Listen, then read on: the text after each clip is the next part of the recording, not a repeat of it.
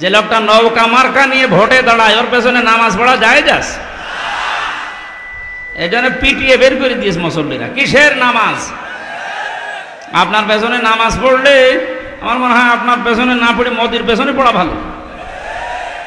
আপনি আর মোদি তো সমান, সেও নৌকার সাপোর্টার, আপনিও নৌকার সাপোর্টার।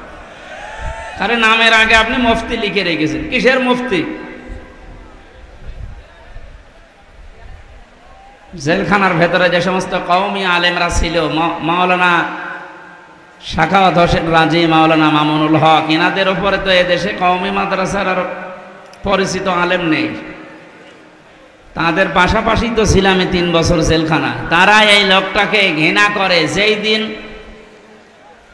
এ পৃথিবীর যে সমস্ত জালেমদের তালিকা বের হয় মাঝে মাঝে, তার ভেতরে যেটা পালিয়ে গেছে এটার নাম আছে।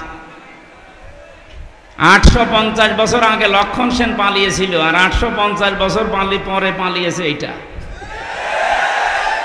এতদিনের ভেতরে পৃথিবীর ইতিহাস কেউ ক্ষমতা ছেড়ে পালিয়েছে আমরা শুনি নাই, কোনো জায়গায় পড়ি নাই, কিন্তু এই যে নিজে দেখলাম।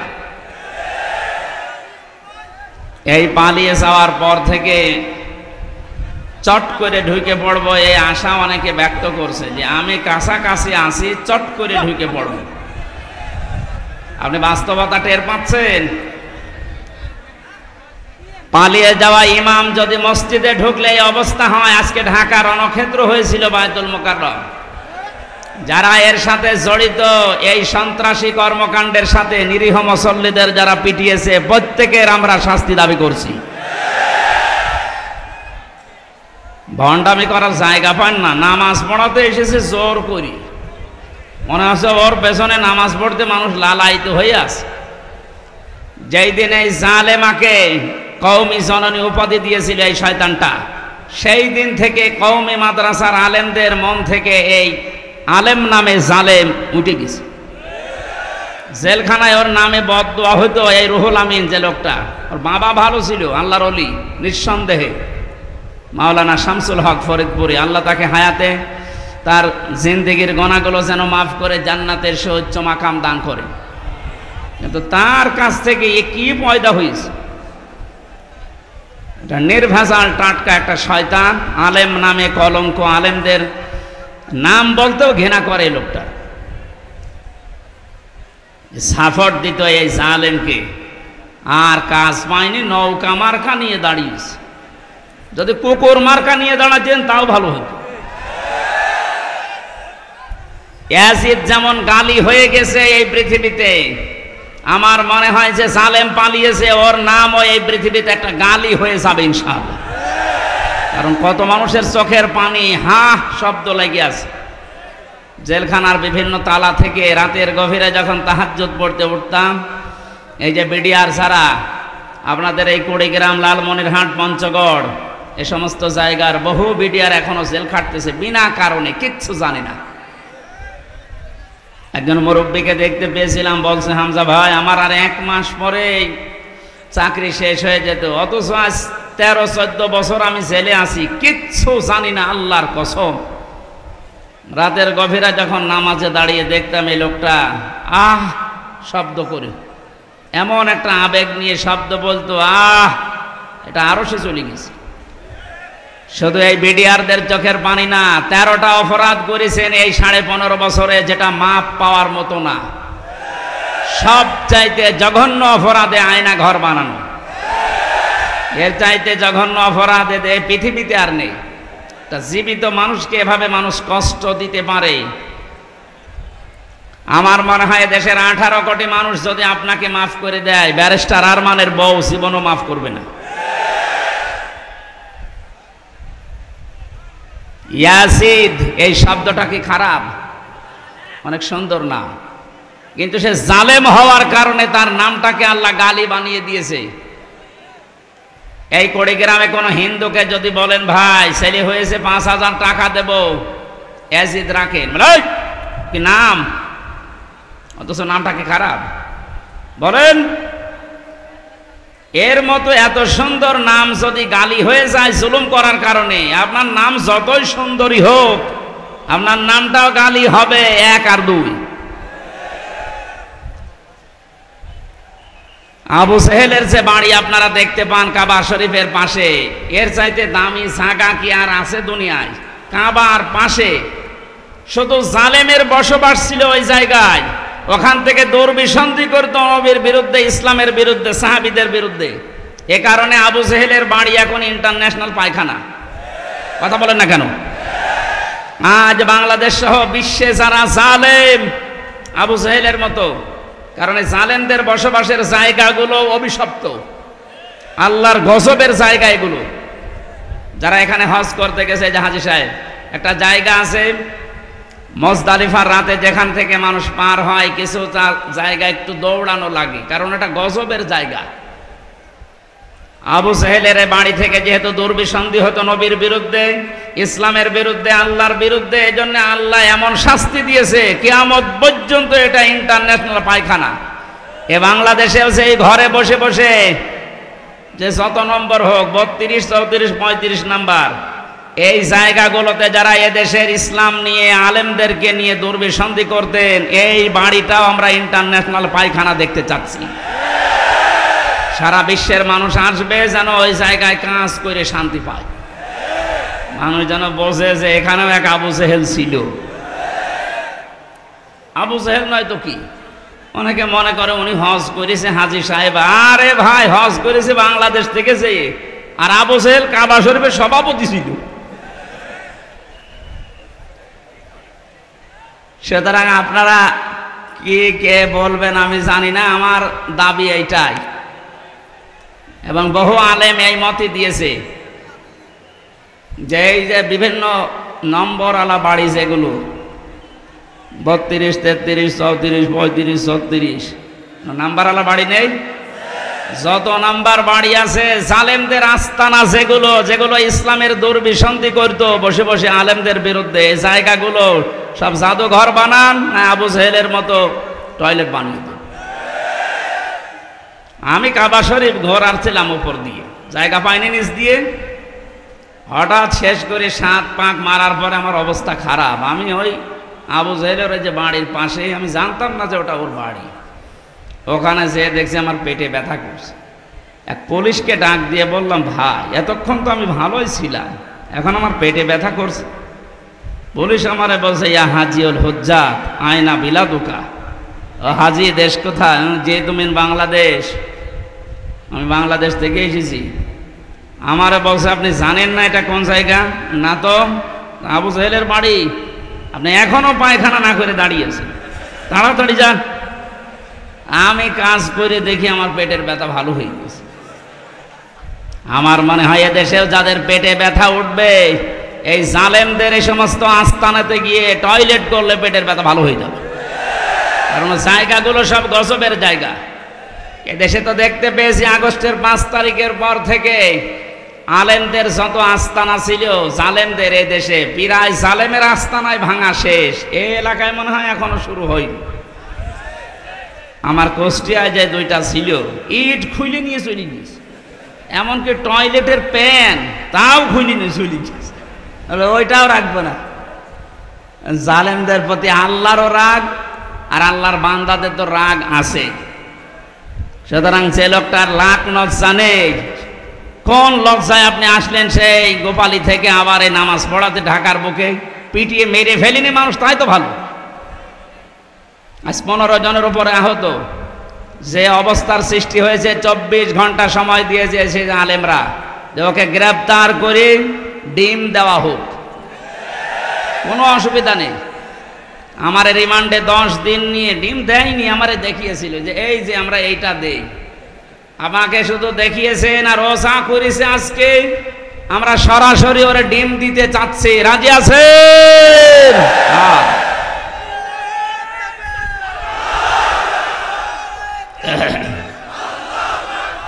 আলহামদুলিল্লাহ ভাই। না, জালেমদের আর কোনো ছাড় নেই। মাওলানা মামুনুল হক জানিয়েছেন, এই দেশে যারা জালেম প্রকাশ্য, বড় বড় জালেম যেগুলো 1628 জন বড় বড় জালেমের তালিকা হয়েছে, ওরা আলেমদের তালিকা করত। আমি জেলে বসে আছি কাশিমপুর কারাগারে গাজীপুরে, আর আমার নামে তালিকা করেছে 116 জনের নাম শোনেননি? তার ভেতরে আমার নাম। আমি বলছি আমি জেলে, আর আমার তালিকা হয়ে যাচ্ছে।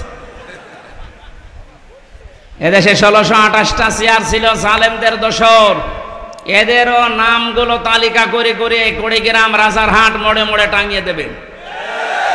কিয়ামতের আগে যেন এদেশে কোনো জালেম আর ফিরে আসতে না পারে। ও চট করে ঢুকে পড়বে।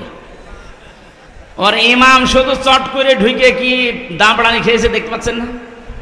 আপনি আসেন, আপনাকে দিয়ে অনেকে ডুগডুগি বাজাবে, বিশেষ করে রংপুরের আবু সাইদের মা। আমি কয়দিন আগে গিয়েছিলাম, ওর বাবা বলছে আমার এই ছেলেটা ছোটবেলা থেকেই প্রতিবাদী। আমার বাবা আমার এই ছেলেটাকে যা করেছে, যারাই করেছে, এর সাথে যারাই জড়িত, আমরা সবার বিচার আল্লাহর কাছে দিয়েছি। যেহেতু বিচার আল্লাহর কাছে আছে, আপনি এ সাহস জীবনও করবেন না যে চট করে চলে আসবো। আপনাকে কিন্তু এরকম আবু সাইদের মা, আবু সাইদের বাবা বহু বসে আছে বিভিন্ন জিনিস বানানোর জন্য। আমি বানিয়ে বলছি না, বাস্তব এটা। 1000-এর উপরে মানুষ জীবন দিয়েছে 5 তারিখের আগে। আমার কুষ্টিয়ায় 16 জন, আমার সামনে 14 জন মারা গেছে এক জায়গায়।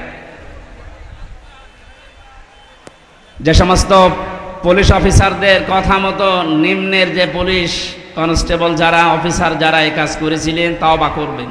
আর যারা এই বড় বড় এই গরু ঠাকুরগুলো, এদের কোনো মাফ নেই। আজকে একটা ধরেছে আর্মি মশিউর, এই শয়তানকে যদি জেলখানার ভেতরে এই বিএনপি আর জামাতের লোকজন পায়, ওরে মনে হয় পিটিয়ে মেরে ফেলবে। কারণ আমি তো দেখেছি ওর উপর রাগ কি মানুষের, একেবারে বান্টু একটা মানুষ। ও বলে নাকি যে বিএনপি জামাতের লোক না মানলে আমার শরীরে জোশ আসে না। এবার নেন, আর্মির হাতে পুলিশ পিটিয়ে সোজা করে ফেলবে। এই জন্য সাধারণ পুলিশ কনস্টেবল যারা, এই মানুষগুলো হুকুমের আসলে দাস ছিল, এদের কিছু করারও ছিল না। তারপরেও এরা আরো নিরপেক্ষ থাকতে পারত। যে মানুষগুলো হুকুম দিয়েছে, এই যে বেনজির, কিসের বেনজির? ওর কোনো নজির নেই। এই লোকটা সহ এখন যারা জেলখানায় আছে, পুলিশের সাবেক আইজি, এর আগের আইজি, এরপরে কিছু মানুষকে ওএসডি করেছে। আর যারা ধরা পড়তেছে, আর ওই যে হাউং আঙ্কেল আছে, হাউং আঙ্কেল, এইগুলো সহ যেন আমার তালিকা আজকে আমি দেখলাম দুপুরবেলা 180 জনের একটা তালিকা করেছে। এই জালেমদের বড় বড় দোসর যারা প্রশাসনে ছিল, একটাকেও এদেশের মানুষ ক্ষমা করবে না ইনশাআল্লাহ। জুলুম করলে আল্লাহ মামলা দেবে, তিনি জানিয়েছেন। আর আমরা তো 100টা দেব। আমার ধরার পরে পড়েছিল যা যা বলতে বলছে, এগুলো যদি না বলেন 50টা মামলা দেব। আমার মামলা কয়েকদিন আগে সব খারিজ হয়ে গেছে, সব খারিজ হয়ে গেছে, কোনো মামলা আর নেই। বেকসুর খালাস। যে জজ ছিল, জজ আমার মামলার এটা নথি দেখে বলছে কি দেখে বিচার করব, এর ভেতরে কোনো মাল নেই, যা একেবারে 100 ভাগ খালাস করে দিয়েছে। আমি বলতে গেলাম যে আদালত, আমার এই মামলা তো 3 বছর আপনার হাতেই ছিল, তখন তো আপনি বলেন যে কোনো মাল নেই, এখন হঠাৎ করে বলছেন কোনো মাল নেই, কি দিয়ে বিচার করব? মানে এটাই বলতো যে হুজুর আমার হাত বাঁধা ছিল। কি ছিল? এখন আমার হাত খোলা আছে, আমি এখন ওপেন, এখন আমি ন্যায় বিচার করতে পারবো বা করতে পারছি। আমরা চাই 1628টা চেয়ার এই দেশে মেন চেয়ার আছে, প্রত্যেকটা চেয়ার যেন এই জজের মতো হাত খোলা থাকে, আবু সাইদের মতো এভাবে হাত খোলা থাকবে। কথা বলেন ঠিক কিনা? আজকে যিনি ওসি এসেছেন, ওনারও এখন হাত খোলা, আগে হাত বাঁধা ছিল, এখন তো হাত খোলা আছে। কিয়ামতের আগে যেন এরকম হাতগুলো আর কেউ বেঁধে দিতে না পারে। কি কথা বলছেন না কেন? আজকে রাত 12:30টার জরিপ দেখেননি? বিবিসি এবং আল জাজিরা থেকে একটা রিপোর্ট এসেছে, আন্তর্জাতিক সংস্থা। ওরা দিয়েছে দেশে 100 জনের 14 জন মানুষ এখনো পর্যন্ত জালেমদের সাপোর্ট করে যাচ্ছে। ঘুঘু দেখেছেন আপনি? ঘুঘুর ফাঁদ দেখেননি? টের তো পাচ্ছেন না কিছু? 100 জনের 28 জন এখনো পর্যন্ত বিভিন্ন জিনিস মেরে খাওয়ার ধান্দায় আছে। আপনারা থামবেন। 100 জনের 58 জন মানুষ দেশে এখন চাচ্ছে যে ইসলাম দেশে রাষ্ট্রীয়ভাবে কায়েম হোক। এটা তো আমি বানালাম নাকি? আপনি আল জাজিরা নিয়ে আসেন, রাত 12:30টায় রিপোর্ট বের হয়েছিল। আমার কালকে ছিল ফরিদপুর, তার আগের দিন চট্টগ্রাম। এই আসার সময় গাড়িতে দেখতে দেখতে আসছিলাম ইন্টারনেট থেকে, আন্তর্জাতিক খবরগুলো কি আসে দেখি। বাংলাদেশ দিয়ে একটা রিপোর্ট তারা বের করছে। এখন দেশের অবস্থা এই, 58 জন মানুষ চাচ্ছে এদেশে ইসলাম কায়েম হোক, ইসলামের হাতে দেশটা যাক। 28 জন মানুষ চাচ্ছে না আমাদের হাতে দিন। আর 14 জন মানুষ এখনো পর্যন্ত জালেমদের দোসর এবং তাদের সাফাই গেয়ে যাচ্ছে। সাফাই যে গাচ্ছে দেখতে পাচ্ছেন না, মাঝে মাঝে video call audio call open করে দেয়। আপা ঘাবড়াবেন না, আপনি ঘাবড়ালে আমরা নরম হয়ে যায়, তোরে নরম বানানো হবে। এ জেলার 2 জনকে কিভাবে পিটিয়েছে দেখতে পাচ্ছেন না? আমার কুষ্টিয়ার একজনকে এভাবে পিটানোর পরে তার ছেলে দিয়েছে, আমার বাবাকে ওরা কুকুরের মতো পিটিয়েছে। কি সুন্দর স্ট্যাটাস দেখেছে যে আমার বাবাকে ওরা কুকুরের মতো পিটিয়েছে। এখন নিচে বলবেন সুবহানাল্লাহ না আলহামদুলিল্লাহ। জালেমদের প্রতি কারো মায়া নেই, আল্লাহরও মায়া নেই, রাসূলের মায়া নেই, কারণ এরা সবার শত্রু। জালেমরা তার নিজেরও শত্রু, জালেমরা তার নিজেদেরও শত্রু। কিয়ামতে জালেমরা তার এই আঙ্গুল পর্যন্ত কামড়াতে থাকবে, চিবিয়ে খেয়ে ফেলবে। সূরা ফুরকানের ভেতরে আছে। এই জন্যে জুলুম যারা করেছেন, আপনার দুনিয়া শেষ, আখেরাত তো শেষ আগে। আমরা এই ময়দানে এসেছি দল মত জাতি বর্ণ ধর্ম নির্বিশেষে দেশটাকে স্বাধীন করার জন্য। যেমন কোনো দল ছিল না। বাংলাদেশ জামাতে ইসলামের কেন্দ্রীয় আমির ডাক্তার শফিকুর রহমান কয়েকদিন আগে ঘোষণা দিয়েছেন, দেশ স্বাধীন করার জন্য যারা জীবন দিয়ে গেল, এখনো 2700 মানুষ হাসপাতালে বেঁধে কাতরাচ্ছে। এরা কোনো দলের মানুষ না, এরা এই দেশের সম্পদ। এরা কি কোনো দলের মানুষ? সবগুলো দেশের সম্পদ। এরা জাতির শ্রেষ্ঠ সন্তান।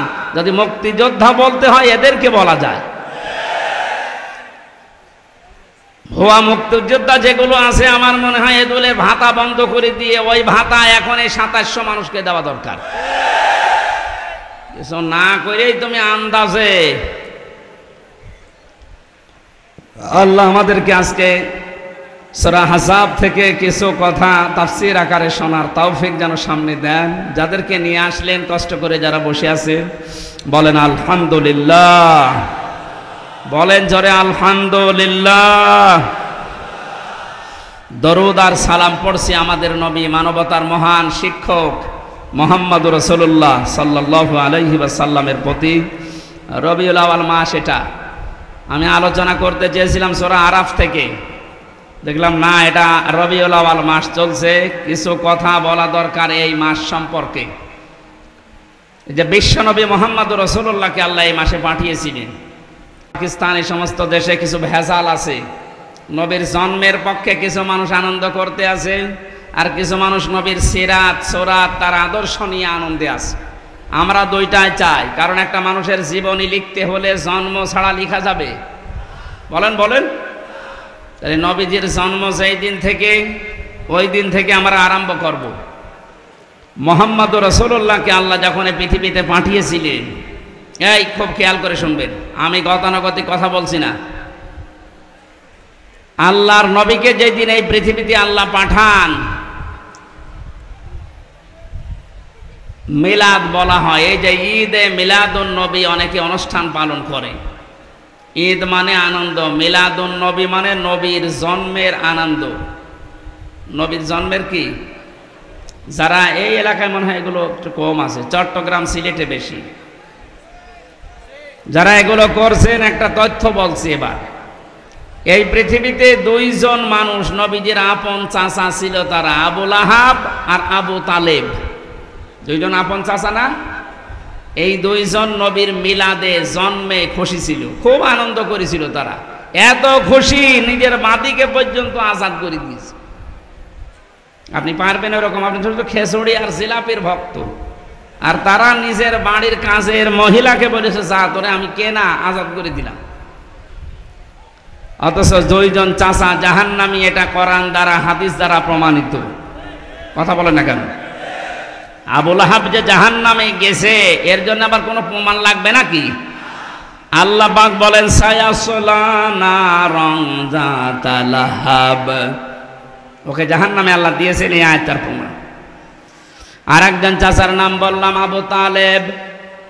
এই লোকটা মারা যাওয়ার দিন নবীজি তার মাথার কাছে গিয়ে বলেছিলেন, ইয়া আম্মি আবি তালিব আল্লা ইলাহা ইল্লাল্লাহ হাজ্জুল লাকা ইনদাল্লাহি ইয়াউমাল কিয়ামাহ, রাহুল বুখারী।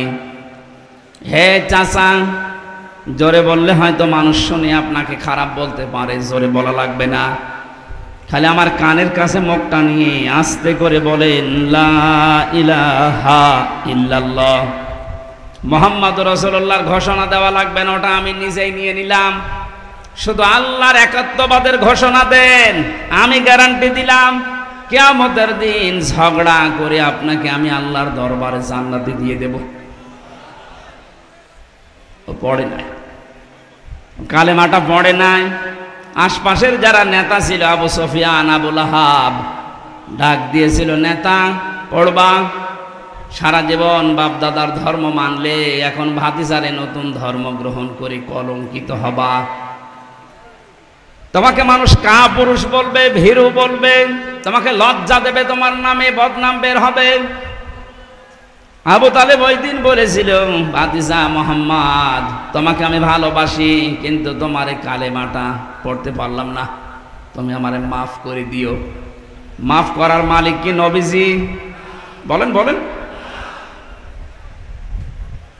নবীজি মন খারাপ করেছিলেন, এই জন্য আল্লাহ সূরা আহজাবের সূরা কাসাসের 56 নম্বর আয়াত তার জন্য নাজিল করে বলেছিলেন, কেন আপনি মন খারাপ করেন? হেদায়েত আপনার হাতে দেয়, নিজে দিয়ে দেবেন, এটা আমি আল্লাহ নিজের হাতে রেখেছি, আমি ভালো জানি যে কারে দেওয়া যায়। এই লোকটার তো মন নেই, আপনাকে ভালোবাসে ঠিক আছে, আপনার জন্মে এই লোকটা এত বেশি খুশি হয়েছিল আমি দেখেছি, কিন্তু আপনার আদর্শ পেয়ে লোকটা খুশি না। এরপরেও নবীজি তার মায়া মহাব্বত, তার যে কষ্ট, সারা জীবন তার পেছনে শ্রম দিয়েছে, এই জন্য নবী নিজে তার কবরের পাশে দাঁড়িয়ে দোয়া করেছিলেন, হে আল্লাহ, তুমি আমার চাচা আবু তালেবকে মাফ করে দাও। সঙ্গে সঙ্গে জিবরাইল এসেছেন সূরা তাওবার 113 নম্বর আয়াত নিয়ে, হে নবী, কার জন্য হাত তুলেছেন? হাত নামান। মা কানা লিন-নাবিয়্যি ওয়াল্লাযীনা আমানু আন ইস্তাগফিরু লিল মুশরিকিন ওয়ালাউ কানু উলি কুরবা মিন বা'দি মা তাবায়্যানা লাহুম আন্নাহুম আসহাবুল জাহিম। আল্লাহ পাক বলেন, কোন নবীর জন্য, কোন ইমানদারের জন্য এটা জায়েজ না, শোভনীয় না, উচিত না যে এই পৃথিবীতে কোনো মুশরিকের জন্য সে আল্লাহর কাছে ক্ষমা চাবে। আল্লাহ বাদে অন্য কেউ আল্লাহর মতো কাজ পারে, এই কথা যারা বলে, বিশ্বাস করে, তারা মুশরিক। এটা আবার দলিল দেওয়া লাগবে? আমি আবার বলছি, এই এদিকে তাকান, আল্লাহ যেটা পারে ওইটা অন্য কেউ পারে, এই কথা বিশ্বাস করার নাম শিরিক। আর শিরিক যে করে সে মুশরিক। এ পর্যন্ত মানেন তো? এক কথা বলেন না কেন? আল্লাহ যেটা পারে ওটা অন্য কেউ পারে, এই বিশ্বাস করার নাম শিরিক। আর শিরিক যে করে সে মুশরিক। আরো জোরে বলেন। যে লোকটা নামাজ পড়ানোর জন্য সে গোপালগঞ্জ থেকে এসেছে, এ লোকটার নামে আলেম হতে পারে, আল্লামা লেখা থাকতে পারে, লোকটার কার্যকলাপ এবং যাদেরকে সাপোর্ট করেছে এই লোকটা মুশরিক।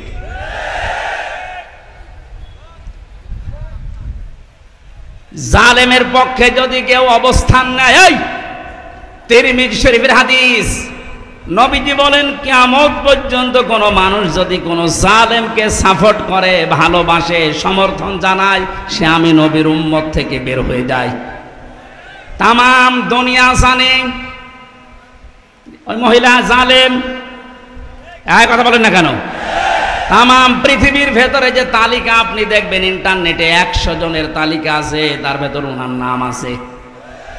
আপনি জানা শোনার পরও তার মার্কা নিয়ে দাঁড়ালেন, আপনার বিবেক নেই। আবার জননী নাম দিলেন, সাপোর্ট করেন, সমর্থন জানান, তার সাফাই গান। আপনি নবীর উম্মত থেকে বের হয়ে গেছেন, আপনার পেছনে নামাজ হবে কি করে? এই জন্যই তো জেলখানায় আপনার নামে বদদুয়া হইতো।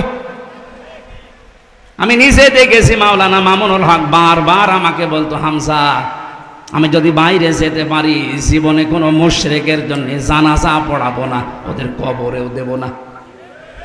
বলতাম, ভাই আপনি এ বিষয়ে এত কড়াকড়ি কেন? বলে, হ্যাঁ আল্লাহর কোরআনের নিষেধ, মুশরিকদের জন্য ক্ষমা চাওয়া জায়েজ নেই। আপনি সরাসরি জালেমকে জননী বানিয়ে দিলেন, তার সাপোর্ট করেন, তার নৌকা নিয়ে আপনি ভোটে দাঁড়ান। আপনি তো বড় জালেম। আরে কথা বলেন না কেন? কি করতেন আপনি নৌকা নিয়ে?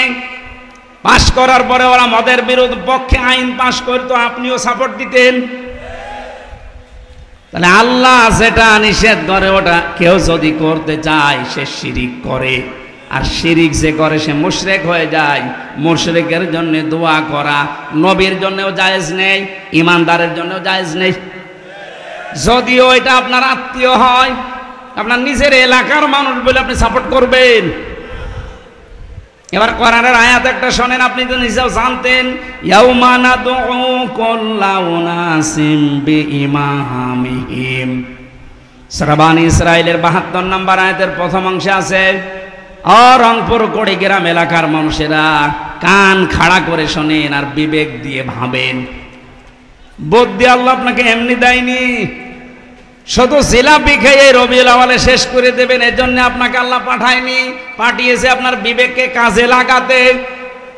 আপনি একটু ভাবেন তো, কিয়ামতের দিন আল্লাহ বলেন আমি তোকে ডাকবো বিচারের জন্য, কিন্তু তোকে একা ডাকবো না, আগে ডাক দেব তোর নেতা নেত্রীকে, এরপরে তোকে। এটা তো আমি বানালাম না। ইয়াউমা নাদউ কুল্লা উনাসিম বিইমামিহিম। সূরা বানী ইসরাঈল 15 নম্বর পারা 8 নম্বর পৃষ্ঠার 3 নম্বর লাইনের 72 নম্বর আয়াতের প্রথম অংশে আছে। যত তাফসীর আমি পড়েছি জীবনে সব মুফাসসির আয়াতের ব্যাখ্যায় একই কথা লিখেছেন। আল্লাহ বলেন, কিয়ামতে যখন তোকে আমি ডাক দেব, আজ বিচার হবে, তোরে আগে না, আগে ডাকবো তোর নেতাকে। কাকে? আগে নেতা থাকবে, এরপরে আপনি। বিবেক যদি থাকে বলেন তো, আপনি যে নেতার নেতৃত্ব মেনে চলেন, যাকে আপনি আদর্শ মনে করেন, যার পেছনে স্লোগান দেন, যাকে ভোট দেবেন বলে আপনি আশা করে আছেন, এই লোকটা যদি আপনার সামনে থাকে, আপনি তার পেছনে, আপনার কি মনে হয় যে আল্লাহ আপনাকে মাফ করবে? এখন যদি বলেন না, ধরা খাবেন না। আপনি যেন ধরা না খান, বিপদে না পড়েন, এই জন্যই তো এত কষ্ট করা আমাদের। এত কোন দুঃখে সেই কুষ্টিয়া থেকে পর্যন্ত এত দূর পথ পাড়ি দিয়ে আমার আশা আবার চলে যাওয়া লাগবে কোন কারণে? আপনি যাচ্ছেন, আমি দেখতে পাচ্ছি কোরআনের চোখ লাগিয়ে যে জাহান্নামে যাচ্ছেন, আপনি ধরা খাবেন। এমন কোন মানুষের পেছনে থাকা যাবে না, রায় দেওয়া যাবে না যারে দেখলে আল্লাহর রাগ হয়। এরকম মানুষ দেশে নেই। আপনি এমন মানুষের পেছনে থাকবেন, রায় দেবেন, সমর্থন জানাবেন যাকে দেখলে আল্লাহর কথা মনে হয়। এরকম মানুষ এদেশে নেই। আমার তো ডাক্তার শফিকুর রহমানের দিকে তাকালে মনে হয় যে আল্লাহর কথা মনে পড়ছে। কথা বলেন না কেন? আর কাওয়া কাকুর দিকে তাকালে আমার মনে হয় শয়তান তো আমি দেখিনি, যদি দেখতাম তো ওইরকমই হইতো, টাটকানির ভেজাল শয়তান। এই বয়স এখনো পর্যন্ত দাড়ি কেটে সেইটে মনে হচ্ছে যে ইয়াং হবে, অথচ কবরে এক পা চলে গিয়েছিল। আল্লাহ দয়া করে একটু ফিরিয়ে দিয়েছে, তারপরও যদি একটু ভালো হবে না, শয়তানে আরো বেড়েছিল। এখন আর ইঁদুরের গর্ত খুঁজে পাচ্ছে না, কোথায় যে আছে ও জানে আর আল্লাহ জানে। আমার কুষ্টিয়ায় বাড়ির নিচে একজন ভাড়া থাকতো, আমি তো জানতাম না। আমি তো 3 বছর ছেলে যেয়ে দেখছি উনি ভাড়া আছে। পরবর্তীতে শুনলাম উনি জালেমের অনুসারী। এই 5 তারিখের আগ পর্যন্ত তার দাপট কি গো! 5 তারিখের পরে শুনি যে ও কোথায় গেছে ও জানে আর ওরা আল্লাহ জানে, ওরে খুঁজে পাওয়া যাচ্ছে না। আমার তো মনে হচ্ছে কোরআনের পাখি যে এই স্বপ্নগুলোর কথা বলেছিলেন সবগুলো আল্লাহ একটা একটা করে দেখাচ্ছে। উনি বলেছিলেন জালেমরা এদেশে ইঁদুরের গর্ত পাবে না, ঠিক তাই হয়ে গেছে। বলেছিলেন শুধু ঝাঁকা দেওয়া হবে, দিল্লি গিয়ে পড়বে, তাই পুলিশ। যদি বলতো যে আমেরিকায় পড়বে তাও তো হইতো, যা বলেছে তাই হয়েছে। ওনার আর একটা স্বপ্ন ছিল, বলেছিল এই দেশে জালেমদের নাকের উপরে কালেমার পতাকা পথ করে উড়বে ইনশাআল্লাহ। আমার মনে হয় সেই স্বপ্ন এখন বাস্তবায়নের পথে ইনশাআল্লাহ, ওটা আমরা দেখতে পাচ্ছি। 58 জন যখন চাচ্ছে দেশে যে ইসলাম রাষ্ট্রীয়ভাবে কায়েম হোক, আর কিছুদিন যেতে দিন, এদেশের 100 জনই চাইবে যে না আমরা কোরআন চাই। কারণ 53 বছর তো আমরা দেখেছি, আমার এখন 33, আমি দেখিনি, মুরব্বী দেখতে পারে বাপ। হ্যাঁ 75 জন। যারা মুরব্বী আছে তারা দেখেছেন, বাবা চালিয়েছিল, দুর্ভিক্ষে মানুষ মারেছে। কি দুর্ভিক্ষ হয়েছিল না? আমরা তো পড়িয়েছি শুধু। স্বামী চালিয়েছিল এদেশ, চাচা চালিয়েছে, আপনাদের চাচা, ভাবি চালিয়েছিল, বউ চালালো দেখলাম। এখন শুধু বাকি আছে আল্লাহর এই কোরআন দিয়ে দেশটা চললে কেমন দেখা যায়, এটা আমরা দেখতে চাই না। আমার জীবনের সবচাইতে বড় আশা এটা।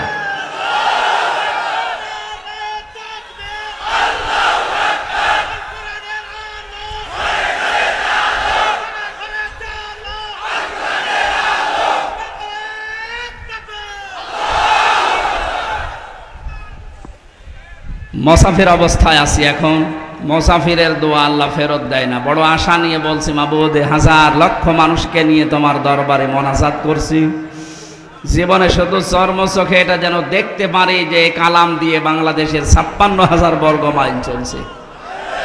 এটা একটা মিনি জান্নাত হয়ে যাবে, আপনি টের পাচ্ছেন না। তাই অনেকে যারা লাল পানি খায়, যারা বাবা খায়, যারা আকিস বিড়ি খায়, এখানে তৈরি হয় না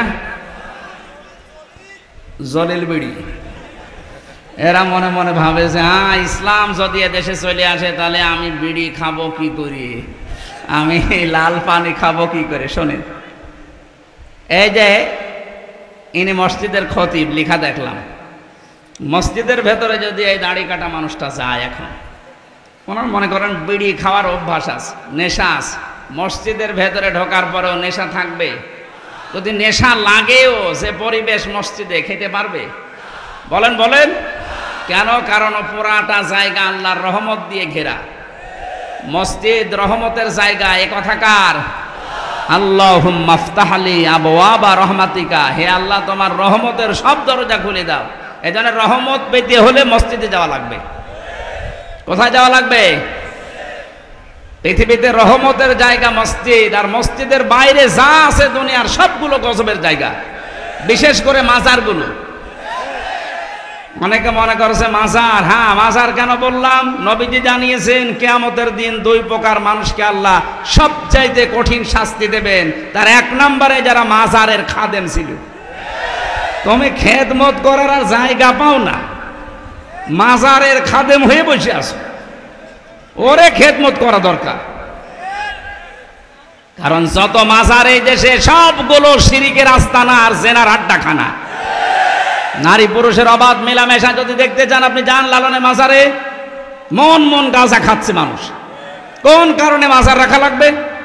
আল্লাহর ওলি যারা আল্লাহর পছন্দীয় মানুষ, এদের কবরগুলো সংরক্ষণ করে রাখেন, কেউ যেন ইহানত করতে না পারে, নষ্ট করতে না পারে। তাই বলে ওখানে যে সেজদা দেবেন, গাঁজা খাবেন, লা তাত্তাখিযুল কুবুর মাসাজিদা, কবরকে মসজিদ বানিও না, সেজদার জায়গা বানিও না। এই ঘোষণা শোনার পরেও যারা সেজদা দেয়, কোন কারণে ওইটা রাখতে হবে বলেন? এই কারণেই তো হক্কানি আলেমরা বলছে মাজার গুড়িয়ে দাও, কোনো দরকার নেই। এগুলো থেকে যে ব্যবসার টাকা আসতেছে, আজকে আমি আকিজ গ্রুপে ছিলাম ঢাকাতে, আকিজের বড় ছেলে ডক্টর মহিউদ্দিন সাহেব, উনি বলছিলেন যে দেশের যে মাজারগুলো আছে যেখানে ব্যবসা হয়, সরকার যেন মাজারগুলো সব নিজেদের আয়ত্তে নেয়, এখানে মানুষ না বুঝে আর বুঝে যা টাকা পয়সা দেয় এ টাকাগুলো সব রাষ্ট্রের কাজে লাগায়। বহু টাকা কালেকশন হয়। আপনি কি মনে করছেন আটরশির মাজারে যান,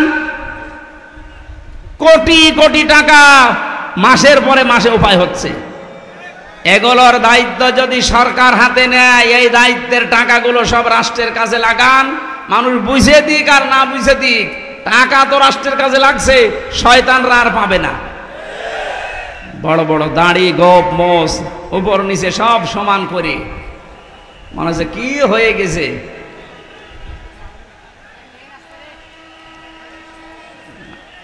সাবধানে থাকবেন, ট্রেন আসতেছে।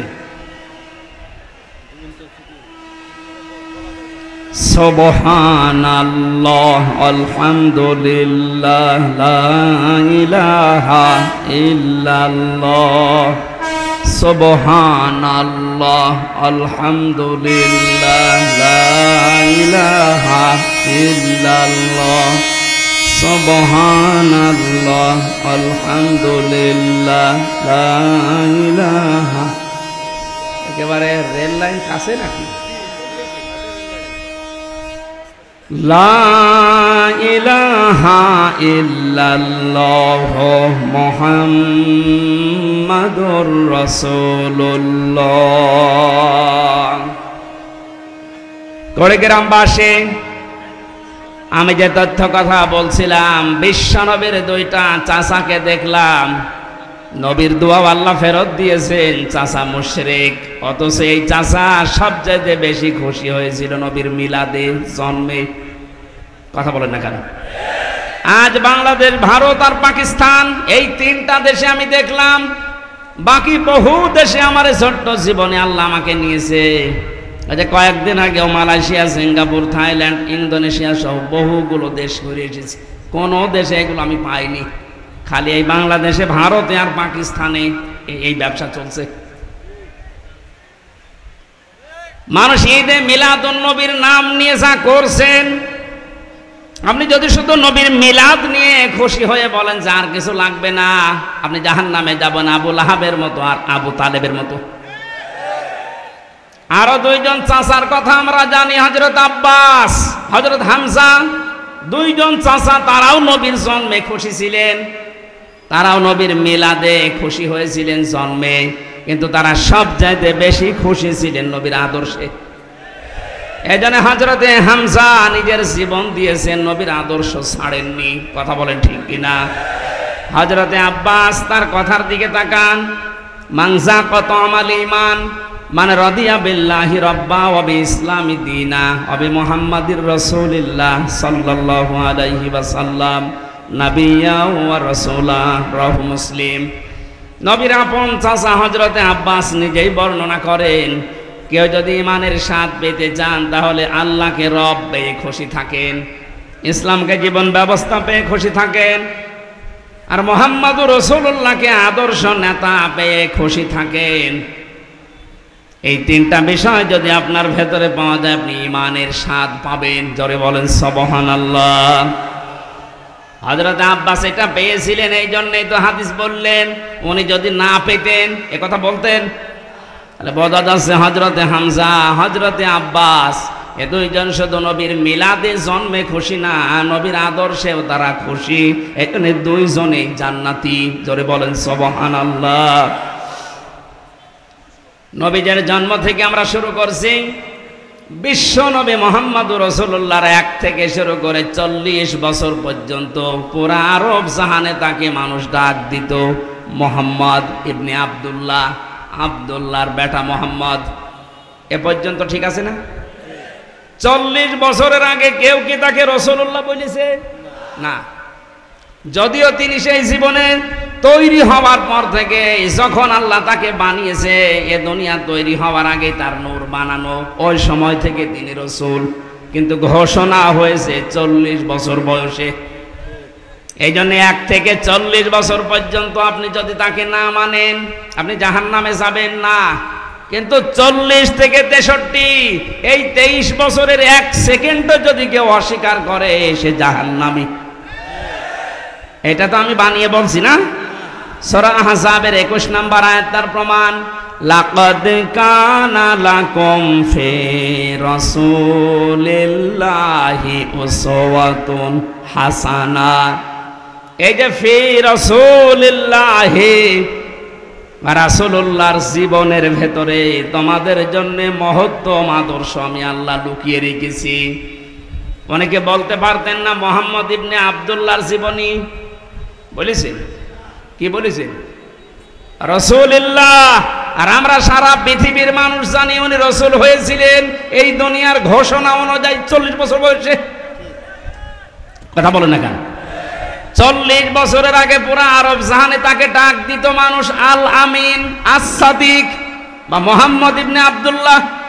কিন্তু 40 বছরে তিনি যখন কোরআনে কারীম পেয়েছেন তখন আর মুহাম্মদ ইবনে আব্দুল্লাহ শুধু না, এখন হয়ে গেছেন তিনি রাসূলুল্লাহ।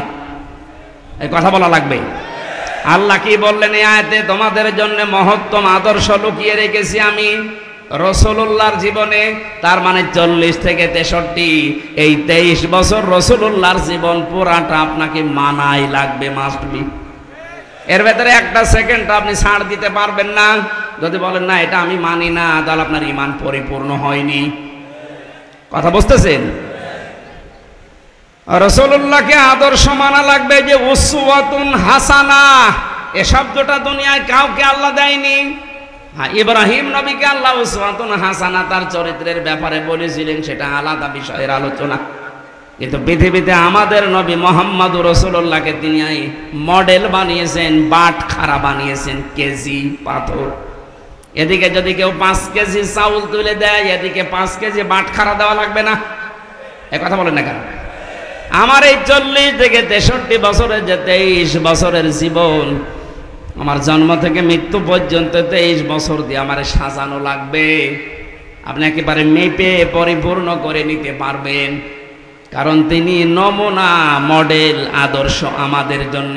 তাও একমাত্র উসওয়াতুন হাসানা এর একটার আগে আলিফ লাম আল্লাহ দেয়নি। এবার আসেন মূল কথা বলছি। বিশ্ব নবী মুহাম্মদুর রাসূলুল্লাহ কেন একমাত্র আদর্শ আমাদের জন্য? যে সূরা থেকে পড়লাম, সূরার নাম হচ্ছে আহজাব। কি বললাম? আহজাবের হিজবুন থেকে। আহজাব শব্দের শাব্দিক অর্থ দল, সমূহ, বাহিনী। এই যে দল, এ শব্দটা কোরআনে নেই। বলেন না কেন? যারা এই কথা বললে আগে তো এই যে আগস্ট মাসের 5 তারিখের আগে এ জালেমরা বলতো দলীয় কথা বলবেন না, রাজনীতির কথা বলবেন না, বলতো না? কথা বলেন। থানা থেকেও 14টা লিখে দেওয়া হয়তো যে এই কথা বলা যাবে না। আমি কি এখানে আমার বাবার কথা বলতে আসি সেই কুষ্টিয়া থেকে? আমি তো আগেই বললাম আমি জরানের চোখ লাগিয়ে দেখতে পাচ্ছি আপনি জাহান্নামে যাচ্ছেন। আরে ভাই, আপনি জাহান্নামে গেলে আমার অসুবিধা নেই, কিন্তু আপনাকে আমার বাঁচাতে হবে। আপনাকে যদি আমি কিছু না বলে জান্নাতে যেতে চাই, কিয়ামতে দরজায় দাঁড়িয়ে বলবেন যে আমারে কিছু বলে নাই, পরে কুড়িগ্রাম নিয়ে এসেছিলাম আমাকে বাঁচায় নাই, আমি জানতাম না। এটা যেন বলতে না পারেন, এই জন্যই তো এত কষ্ট স্বীকার করা। আমি যে গ্রুপে আছি, আকিস গ্রুপ, আমার বাবার যা আছে আমার যা এখন হয়েছে, বিশ্বাস করেন আল্লাহর কসম, মরণ পর্যন্ত অন্তত আমার আর কিছু করা লাগবে না। এত কষ্ট স্বীকার করা, এই যে স্বাধীনতার পর থেকে আজকে 1 মাস 12-13 দিনে প্রতিদিন 2-3টা করে, তাও 5 কিলো 10 কিলো না, প্রতিদিন আমার মনে হয় আমার জার্নি হয় প্রায় 1000 কিলোমিটার। কালকে সেই মাদারীপুরে, তার আগের দিন চট্টগ্রাম, আজকে এখানে, এভাবে প্রতিদিন 700-800-1000 কিলোমিটার দৌড়ানো লাগছে। আমি দেখতে পাচ্ছি জাতির মানুষেরা জাহান্নামের দিকে দৌড়াচ্ছে। এমন মানুষকে আপনি সাপোর্ট দিয়ে জাহান্নামে দৌড়াচ্ছেন, যারে দেখলে আল্লাহর রাগ হয়। আপনি যেন বাঁচতে পারেন, এই জন্যই বলছি, দলের কথা বললে আপনার রাগ হয়। আপনি যে দল করেন, দলই আপনাকে জাহান্নামে নিয়ে যাবে। দলের কথা কোরআনে যদি নাই থাকে, তাহলে আয়াতগুলো আপনি বাদ দিয়ে দেবেন। সূরা আলে ইমরানের 103 নম্বর আয়াতে আল্লাহ জানিয়েছেন, ওয়াল তাকুম মিনকুম উম্মাতুন ইয়াদউনা ইলাল খায়র। অবশ্যই তোমাদের ভেতরে একটা দল থাকতেই হবে। কয়টা দল? আরো জোরে। আল্লাহর দৃষ্টিতে যে দলের কথা আছে কোরআনে, এ দল করতে হলে 4টা জিনিস লাগে। আপনার কি রাগ হয়ে গেল? না, এই আয়াত বাদ দিয়ে দেব। আমি যে নোট করেছি তাফসীর থেকে, কেউ যদি দল করতে চান মিলান তো আপনার দলে এগুলো আছে কিনা, নাকি আপনার আবার রাগ হয়ে যাবে? হ্যাঁ, আমি তাফসীরে হাক্কানি থেকে লিখেছি। যদি বিশ্বাস না করেন আমি পয়েন্টগুলো বলছি, বাড়িতে এসে মিলিয়ে দেখেন আপনার দলে 4টা শর্ত আছে কিনা। একটা দল যদি কেউ করতে চায়, কমপক্ষে একটা দলের ভেতরে 4টা জিনিস লাগে। প্রথমেই লাগে একজন নেতা। নেতা ছাড়া দল হবে? আল্লাহ পাক সূরা ইয়াসিনের ভেতরে নবীজিকে যে নেতা বলে ডাক দিয়েছেন, ইয়াসিন হে নেতা, এই সিন শব্দের ভেতরে 7টা ব্যাখ্যা পেয়েছি। আমি 5টা প্রধানভাবে নিয়েছি আর 2টা নিয়েছি এর রূপক। যদি নেতৃত্ব দিতে চাই অবশ্যই তার 7টা গুণ লাগবে, মাস্ট বি, তার লাগবেই, আন্দাজে নেতা হওয়া যায় না। 7টা গুণের প্রথম নাম্বার গুণ হচ্ছে তাকে বৈধ হওয়া লাগবে। কারণ এই পৃথিবীর যত নেতা, আমরা বিশ্ব নেতা বলি নবীদেরকে, কঠিন হয়ে যাচ্ছে। এ পৃথিবীর বিশ্ব নেতা নবীরা, নবী রাসূল দুনিয়ায় যারা ছিলেন আমরা জানি সবাই। এই আলেম কারা আছেন একটু খেয়াল করবেন। এটা এই দুনিয়ায় যারা বিশ্ব নেতা বলে দাবি করি আমরা, যে এগুলো বিশ্ব নেতা, অধিকাংশের দিকে তাকান তারা নবী ছিলেন। নবীরা নেতা ছিলেন না? ওয়াজআলনাহুম আইম্মাতান, আল্লাহ বলেন আমি এই পৃথিবীতে নবীদেরকে নেতা বানিয়ে পাঠিয়েছি। ইয়াহদুনা বিল হক, তারা সত্য পথে মানুষদেরকে আহ্বান জানিয়েছেন। এজন্য নেতা হওয়ার প্রথম বৈশিষ্ট্য আল্লাহ পাক দিয়েছেন, কেউ যদি নেতৃত্ব দিতে চায় তার জন্ম হওয়া লাগবে বৈধ। কারণ কোন নবীর রক্ত আল্লাহ কোনো হারাম রক্তের ভেতরে প্রবেশ করার নাই। আজ বিশ্ব নেতার দিকে তাকান, পৃথিবীতে বহু মানুষ নিজেকে বিশ্ব নেতা বলে দাবি করছে, অনেককে করাচ্ছে, অথচ তাদের জন্ম ঠিক নেই। তাদের মা এক ধর্মের, বাবা এক ধর্মের। আমাকে বেশি বলে ফেললাম। আমার ফাঁসি চাই, এ বইটা কেনেন, দেখেন। আপনার যদি রাগ হয়, বীর মুক্তিযোদ্ধা মতিয়ার রহমান রেন্টুর লিখা,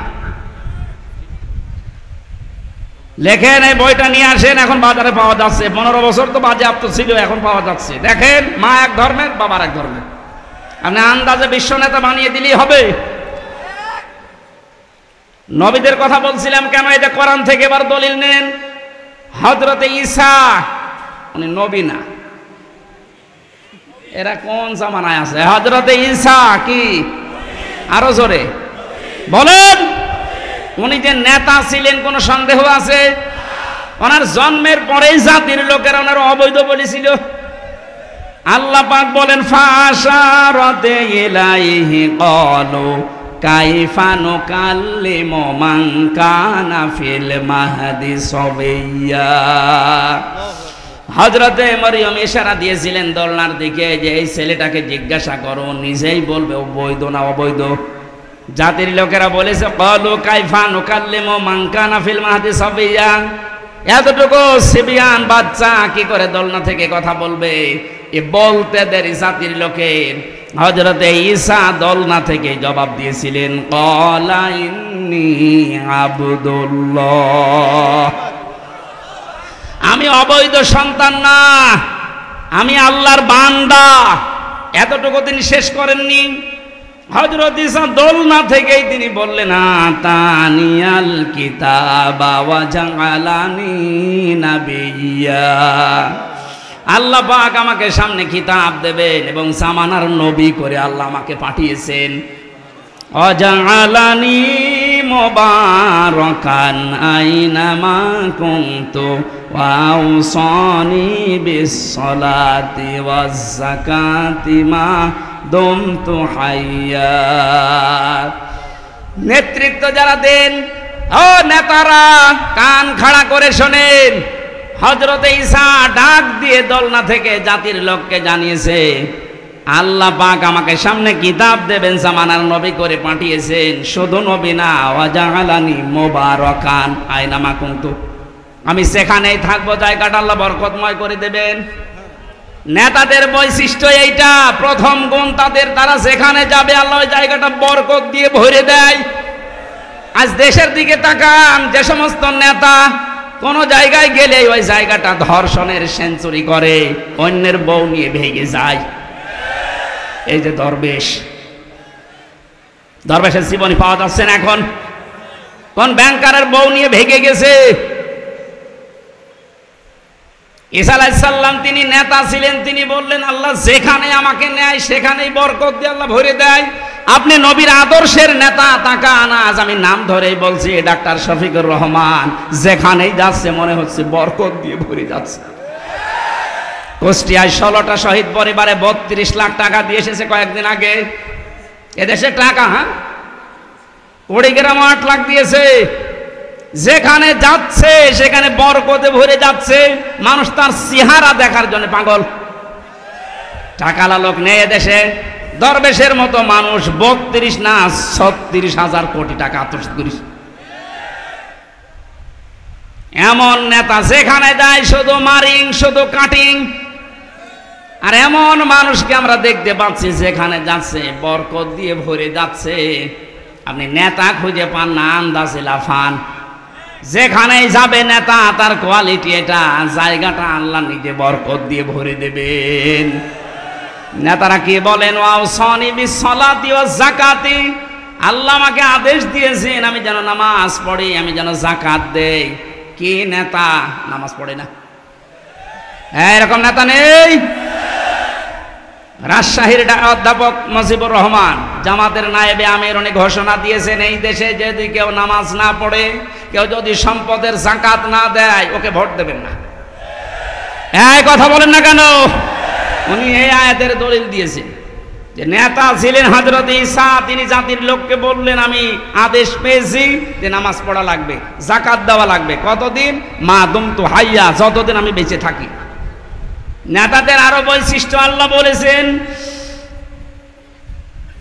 ওয়া বাররাম বিওয়ালিদাতি ওয়া লাম ইয়াজআলনি জাব্বারান শাকিয়্যা। বলেন আল্লাহু আকবার।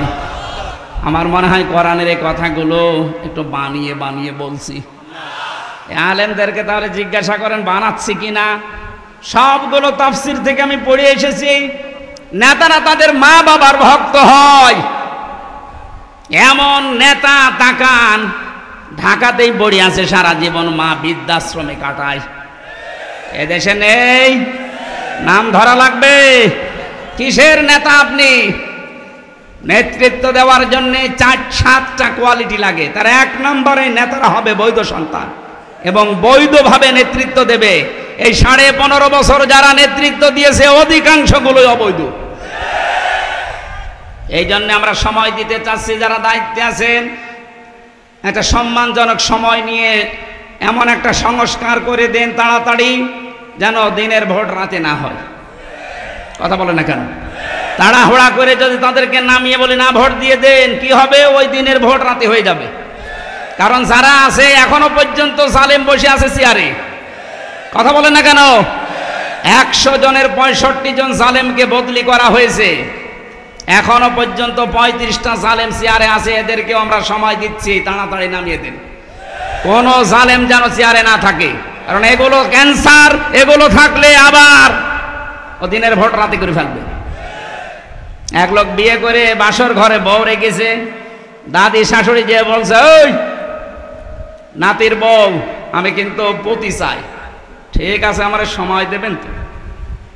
শাশুড়ি এসে বলছে, বৌমা আমার নাতি চাই। মা আপনি সময় দেবেন না? কেবল আমি আসলাম, আপনার ছেলের সাথে এখন আমার দেখাও হয়নি। ননদ আর দেবর এসে বলছে, ভাবি কি করবা আমরা জানি না, আমাদের কিন্তু ভাতিজা চাই। ঠিক আছে।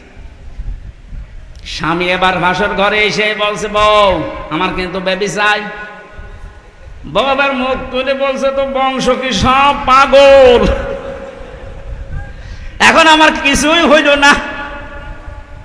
10 মাস 10 দিন যাবে, সংসার হবে, এরপরে তো কারো বেবি, কারো নাতি, কারো ভাতিজা, নাকি আমি ফ্লাক্সি লোড করে সব নিয়ে আসবো। দায়িত্ব যাদের দিয়েছি অন্তত 10 মাস 10 দিন সময় তো দেবেন, কেবল 1.5 মাস। সংস্কার আরম্ভ হয়েছে, জালেমরা থাকবে না ইনশাল্লাহ, একটা জালেমও থাকবে না, সবগুলোকে চেয়ার থেকে নামিয়ে এখানে নতুন মানুষদের ফ্রেশ করা লাগবে।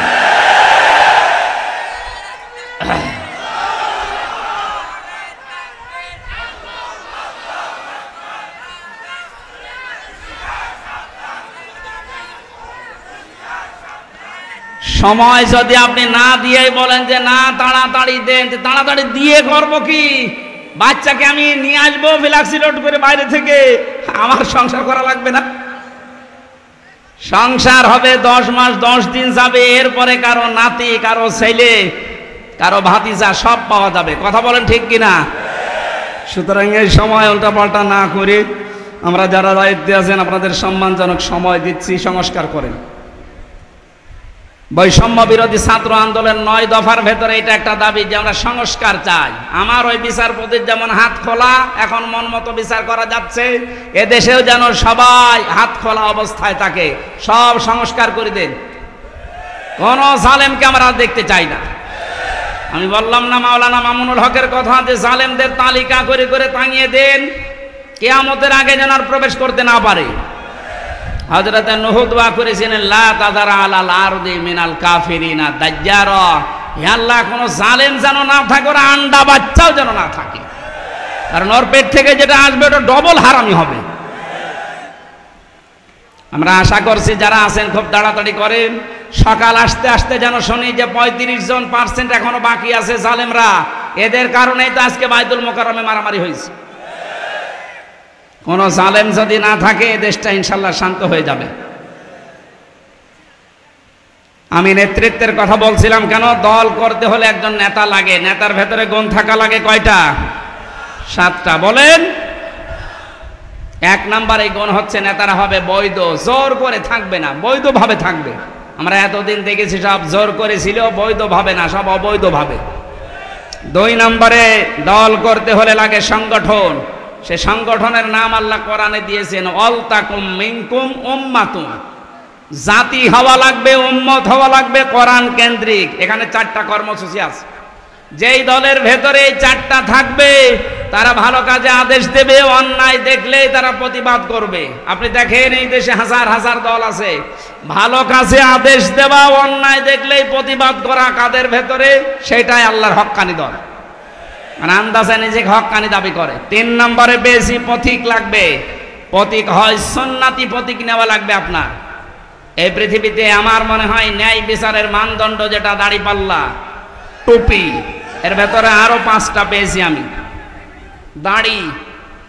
দাড়িপাল্লা, টুপি, এগুলো সব ন্যায় বিচারের পথিক, সুন্নাত, আল্লাহর নবীর আদর্শের ভেতরে এগুলো ছিল। যদি আপনার মার্কা নিতে হয় এরকম মার্কা নেবেন, হয় টুপি মার্কা নেন, নাই দাড়িপাল্লা মার্কা নেন। 4 নম্বরে পেয়েছি আমি অফিস লাগে। এ পৃথিবীতে দল করতে হলে অফিস লাগে না? আমাদের অফিস আছে, আমাদের অফিসের নাম মসজিদ। আমাদের অফিসের নাম কি? যাদের আনাগোনা মসজিদের সাথে, যাদের সম্পর্ক মসজিদের সাথে, এমন এমন দল আমরা পাই, মসজিদ তো দূরের কথা, কোনোদিন পূর্ব দিকে পশ্চিম দিকে আষাঢ় খেয়েও পড়ে না। ও যদি আষাঢ় খেয়ে পড়েও তো দিল্লির দিকে পড়ে, মানে পশ্চিম দিকে পড়বে তো না। আমাদের এই অন্তরটা ঝুলিয়ে রাখা লাগবে কিসের সাথে? মসজিদের সাথে। বলেন বলেন। নবীজি বলেন যার অন্তর সবসময় মসজিদের সাথে ঝুলে থাকে, 1 ওয়াক্ত নামাজ পড়ে বের হয়ে যায়, আবার কখন নামাজ পড়তে যাবে এরকম মন যার, এই লোকটাকে কিয়ামতে আরশের ছায়া আল্লাহ নিজে স্থান দিয়ে দেবেন। জোরে বলেন সুবহানাল্লাহ। তাহলে অনুসরণ করা লাগবে মুহাম্মদ ইবনে আব্দুল্লাহকে না রাসূলুল্লাহকে? আল্লাহর নবীকে অনুসরণ করলে 27টা উপকার হয় দুনিয়া আখেরাত মিলে। কয়টা? আরো জোরে বলেন। 1 নম্বরে আল্লাহ পাক বলেন, এ পৃথিবীতে একজন মানুষকে আমি পাঠালাম যাকে অনুসরণ করলে জীবনের গুনাহগুলো মাফ হয়ে যায়। قل إن كنتم تحبون الله فاتبعوني يحببكم الله ويغفر لكم ذنوبكم والله غفور رحيم। সূরা আলে ইমরানের 31 নম্বর আয়াতে আছে, ইবনে কাসিরে পাবেন, হে নবী আপনি বলেন যদি আল্লাহকে ভালোবাসি এ দাবি করো তাহলে আমার অনুসরণ করো। আমার অনুসরণ যখন থেকে আরম্ভ করবা ওই সময় থেকে আল্লাহ দুইটা পুরস্কার দেবে। এক নম্বরে জীবনের গুনাহগুলো মাফ করে দেবে, দুই নম্বরে জান্নাতি বলে ঘোষণা দিয়ে দেবে। এবার আমার প্রশ্ন, অনুসরণ করা লাগবে নবীকে পূর্ণাঙ্গ না আংশিক? না না, এদিকে তাকান। এই যে ফাত্তাবিউনি, আমার অনুসরণ করো, এ কথা বলতে নবীজি বলেছেন অনুসরণ কি আংশিক না পূর্ণাঙ্গ? আমাদের অনুসরণ কি আংশিক হয় না পূর্ণাঙ্গ? আমরা হয়তো আজ অনেকেই দাড়ি টুপি পাগড়ি জুব্বা, খাবারের পরে মিষ্টি খাওয়া, মেশাক করা, এইগুলো নিয়ে ব্যস্ত, কিন্তু নবীর জীবনে যে আরো আছে পূর্ণাঙ্গ করতে হলে, বিশ্ব নবী খাবারের পরে যেমন মিষ্টি খেয়েছিলেন, নামাজের আগে যেমন মেশাক করেছিলেন, এই নবী 10 বছর কোরআন দিয়ে রাষ্ট্র চালিয়েছিলেন। এইটা আপনার কাছে সুন্নাত মনে হয় আর ওইটা আপনার কাছে রাজনীতি মনে হয়। আপনি মানুষ, আমার মনে হয় নবী এখন বেঁচে থাকলে আপনি এইটাই বলতেন। এই জন্য আমাদের অনুসরণ আমরা দেখতে পাই যে আংশিক হচ্ছে, পূর্ণাঙ্গ হচ্ছে না। আর যারাই যুগে যুগে দেখলাম পূর্ণাঙ্গ অনুসরণ করেছে তারা মাপ পেয়েছে, তারা জান্নাতের গ্যারান্টি পেয়ে গেছে।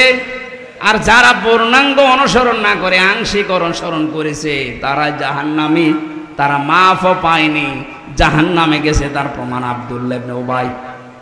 এ লোকটার অনুসরণ পূর্ণাঙ্গ না আংশিক? আংশিক ছিল। ওর পুরা জীবন আমি পড়েছি। আব্দুল্লাহ ইবনে উবাইয়ের পুরা জীবনের ভেতরে আমার এক জায়গায় শুধু টুটি পেয়েছি, ইসলাম দিয়ে কোরআন দিয়ে দেশ চলুক, এইটাও চাইতো না। তাছাড়া বাকি সব অনুসরণ ওকে পেয়েছি আমি। রসুলের পেছনে নামাজ পড়তো, রসুলের মতো দাড়ি রাখতো, জুব্বা গায়ে দিত, কাবা শরীফ তাওয়াফ করতো নবীর সাথে, হজে গিয়ে ইফতারি করতো নবীর সাথে, নবীজির কথা মতো নিজের নাম, বাবার নাম, ছেলের নাম, নাতি ছেলের নাম সব আব্দুল্লাহ রেখে দিয়েছে। কিন্তু এক জায়গায়ও কোনোদিন চাইনি যে ইসলাম দিয়ে মদিনা চলুক। এটাকেও দুনিয়ার কাজ মনে করতো, রসুলের পেছনে থাকতো না। আল্লাহ নবী এইটা কায়েম করার জন্য উহুদে যাচ্ছিলেন, তখন 300 লোক নিয়ে ভেগে গিয়েছিল। আজ যদি আপনার অনুসরণ রকম আংশিক হয়, ওর জন্য আল্লাহ দিয়েছিলেন ওয়ালা তুসাল্লি আলা আহাদিম মিনহুম, হোম আছে হোম, এটা জমির বহু বছর। আব্দুল্লাহ ইবনে উবাইয়ের নাম যদি আল্লাহ দিয়ে দিতেন তা আমরা কোনো চিন্তায় থাকতাম না, কারণ হোম দিয়ে আমরাও ঝামেলায় আছি। আল্লাহ বলেন শুধু এর না, এর মতো যারাই আসবে দুনিয়ায়, যারা শুধু আংশিক অনুসরণ করে পূর্ণাঙ্গ না, হেনবি আপনি তাদের জানাজা দূরের কথার কবরের পাশেও তোলাবেন না। আমার মনে হয় কোরআনের আয়াত যদি আজ নাজিল হওয়ার সিস্টেম থাকতো, বাংলাদেশে বহু মানুষের নামে আয়াত নাজিল হয়ে যেত। হয় না, কে বলেছে যে হোম আছে, এই হোম দিয়ে আপনি এর ভেতরে আছেন। যাদের অনুসরণ আংশিক হয়, শুধু পূর্ণাঙ্গ হয় না। আল্লাহ আমাদেরকে যে 27টা বিষয় আমি আজকে নোট করেছি আয়াত থেকে, তার একটা প্রমাণেই রসুলকে অনুসরণ করা লাগবে একমাত্র, কেবলমাত্র, শুধুমাত্র এই জন্যে, কারণ তাকে অনুসরণ করলে জীবনের গুনাহ মাফ হয়ে যায়। সম্মানিত মা বোন যারা এসেছেন, 6 জন নারীকে আপনার আদর্শ বলে ঘোষণা এসেছে হাদিস কোরআনে। তার 1 নম্বরে হযরতে খাদিজাতুল কুবরা রাদিয়াল্লাহু তাআলা আনহা। তাকে আল্লাহ সালাম দিয়েছিলেন যে কারণগুলোতে, তার অন্যতম কারণ তিনি স্বামীকে সাহায্য করতেন।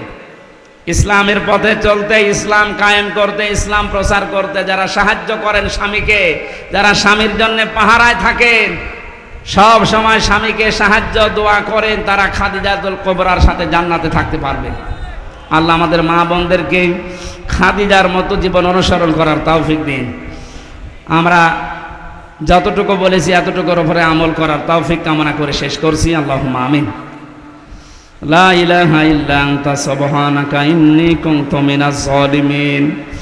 আল্লাহ প্রচণ্ড এই গরমের ভেতরে তাকাও তোমার বান্দা বান্দিগুলো, এত গরমের ভেতরেও বাড়িতে না থেকে কোরআনের মাহফিলে এসে আল্লাহ ঘন্টার পরে ঘন্টা তারা সময় দিয়েছে, বোঝার চেষ্টা চালিয়েছে। আমিও চেষ্টা চালালাম, যতটুকুই বুঝেছি জীবনে আমল করার তৌফিক দাও।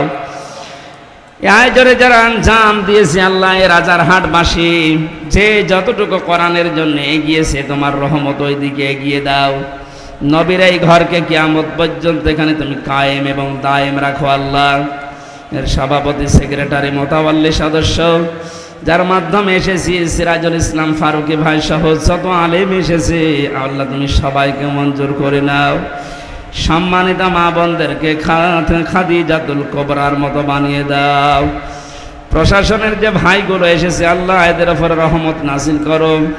আসমান জমিনের বালা মুসিবত থেকে কুড়িগ্রাম জেলাকে বাঁচাও। যত রাজনৈতিক দলের নেতা কর্মীরা এসেছে আল্লাহ সবাইকে কোরআনের খাদেম বানিয়ে দাও।